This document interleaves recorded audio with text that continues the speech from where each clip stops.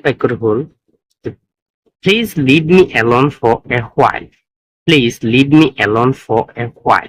ইয়াৰ অৰ্থ হৈছে যে অনুগ্ৰহ কৰি মোক অকলে থাকিব দিয়ক। অনুগ্ৰহ কৰি মোক অকলে থাকিব দিয়ক। এই বস্তুটো বাক্যটো আমি এতিয়া ভাঙি পাতি চাম যে কেনেকে ইয়াৰ অৰ্থ প্ৰকাশ হৈছে। ইয়াত প্লিজ প্লিজ মানে হৈছে অনুগ্ৰহ কৰি। লিভ লিভ শব্দৰ অৰ্থ হৈছে যে এৰি দিয়া বা থাকিব দিয়া।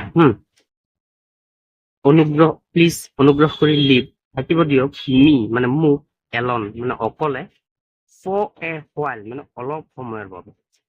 হ'ল যে অনুগ্ৰহ কৰি মোক অলপ সময়ৰ বাবে অকলে থাকিব দিয়ক। অনুগ্ৰহ কৰি থাকিব দিয়ক মোক অকলে অলপ সময়ৰ বাবে।